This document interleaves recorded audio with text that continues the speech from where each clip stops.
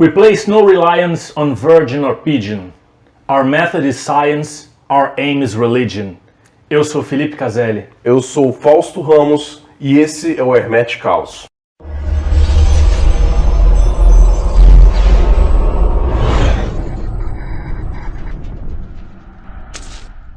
No programa de hoje, nós vamos falar sobre um tema que é muito pedido, principalmente para a galera que começou a conhecer a magia do caos agora, que está começando a estudar, porque é acho que um dos fundamentos da magia do caos, uma das práticas mais populares, uma das práticas mais comuns. Mais disseminadas, mais faladas. Polêmicas pra caramba também. E também uma das práticas que rende mais zoeira a respeito na magia do caos. Então é bom a gente falar um pouco a respeito até para ajudar a discriminar algumas coisas que as pessoas podem entender errado, ou talvez até mesmo para falar nossa ideia, mas que as pessoas já entendem errado, né? Porque tem muita desinformação também a respeito. Tem muita desinformação a respeito. Não que a gente vá aqui ditar regras do que a gente acha que, não, é só desse jeito que serve ou não.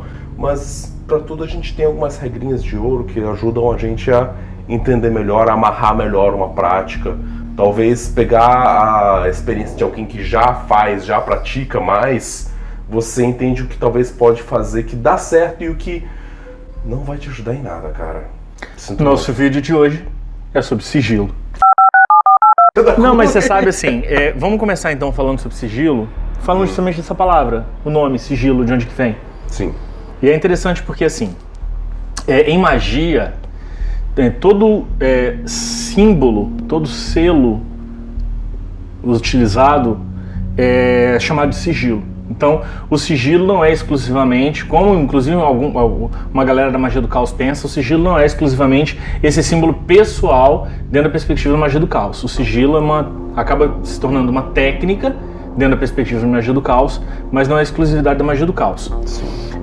Sigilo é uma palavra em latim que significa selo e vem da época em que a nobreza e o clero lacrava as suas correspondências com aquela cera. Você pinga cera, né, derretida, e depois você vem com tipo um carimbo com o brasão do remetente, né, da correspondência, e marca em cima, porque aí a cera acaba se tornando o símbolo. Sim. E aí é o brasão da família, o brasão o relevo, o baixo relevo é o brasão da família. E é uma forma de certificar que aquela carta veio daquela pessoa, porque a pessoa que vai ter aquele marcador específico, você vai ver o brasão falando, é do fulano de tal e foi feito por ele. Exatamente, você já identifica o remetente. E tem uma outra questão também, que é o seguinte, a cera ela é bem frágil. Não tem como você abrir a correspondência sem você destruir o selo. Sim. Então daí, inclusive, que vem a palavra sigilo com um significado de segredo. Porque se o sigilo, né, se o selo está intacto, significa que ninguém leu ainda o que está escrito ali. Sim. Agora, se você chega com o negócio já quebrado, a carta foi aberta. Se ela foi aberta, alguém leu. Você já tentou fazer isso com cera? Eu já tentei fazer isso com cera, eu já tentei criar uma espécie de sigilo para poder colocar nas ceras e mandar para cartas, mas é uma coisa que é muito ineficiente hoje em dia. O risco da carta chegar no outro lado já com o selo quebrado era alto demais. Não, mas aí você manda pelo correio, né? Sim. Não, mas aí você tem que fazer o sigilinho e mandar mensageiro particular. Senão junta tudo no meio das outras cartas e quebra mesmo. Não, tem que ser o mensageiro. Eu inclusive... Tem que ser por coruja, poxa. É assim que se manda a carta, velho. Na magia, todos esses símbolos que são utilizados em invocações e rituais podem ser chamados de sigilo, porque eles representam uma determinada força, eles representam uma entidade, né, uma divindade, o que seja, e é utilizado com um objetivo específico dentro de um ritual mágico. Interessante que eles até comentam que parte do que te daria poder ou certo domínio a respeito sobre uma entidade seria você conhecer o verdadeiro nome dessa entidade ou o verdadeiro sigilo dela. Que seria essa ideia de que esse sigilo, esse selo, representasse a energia daquela entidade, e conhecendo isso, você conheceria mais profundamente aquela entidade com a qual você estaria trabalhando. E aí como é que então o sigilo vem parar na magia do caos? com um artista muito louco, anarquista, que mais eu posso falar? Niilista, talvez, que é o Austin Osman Spare. É uma das raízes que eu consigo cogitar para o sigilo. Não, na verdade a técnica de sigilo na magia do caos, como a gente tem hoje, foi inventada por ele. Sim. O Spare era um cara que ele entendeu, e o Spare, ele é tipo o avô da magia do caos, né?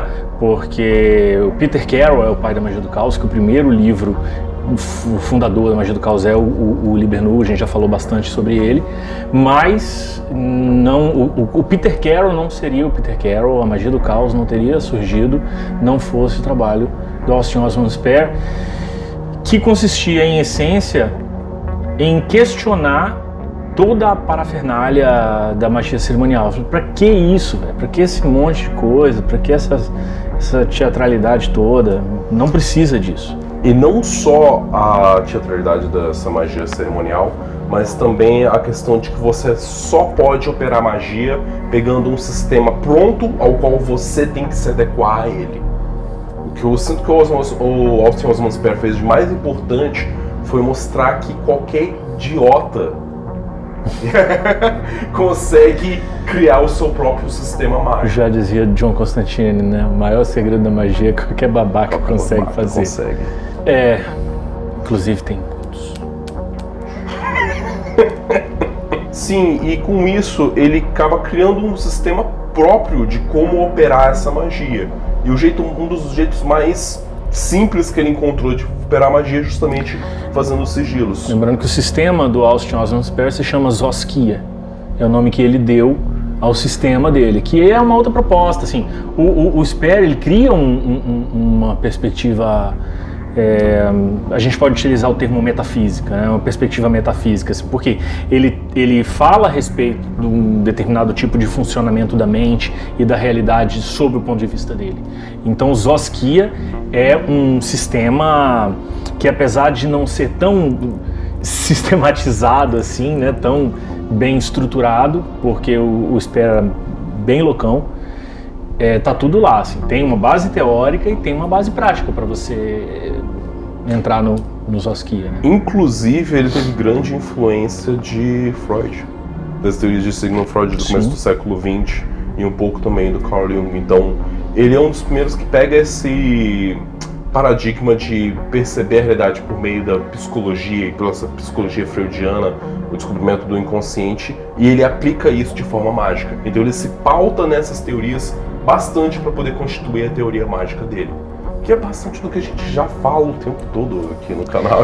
Uma das coisas que eu acho mais interessantes a respeito dessa proposta do Spare, principalmente essa questão de você criar um sistema que é seu, de não precisar pegar fora, é justamente essa compreensão de que a magia é uma arte. E para produzir arte não tem regra. Quais são as regras para produzir arte? Não tem. Você pode falar assim, como é que se produz uma pintura? Aí o cara vai falar assim, você pega um pincel. Bom, já começou cagando a regra.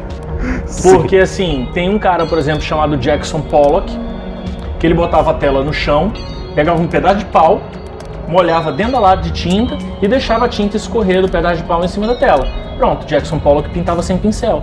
Então precisa de pincel para pintar? Não precisa. Você pode pintar com o dedo, você pode pintar com a mão. Tem aquela guria que enfiou tinta no cu e peidou na tela, você viu? Não. Então assim, você pode pintar com o que você quiser, velho. Você não precisa usar tinta para poder pintar. Você pode usar outros materiais, você pode usar cinzas. Você pode queimar alguma coisa, pegar as cinzas e usar cinzas para poder pintar. Tem gente que pinta com o próprio sangue. Não tem tantas regras. Deixa pra lá.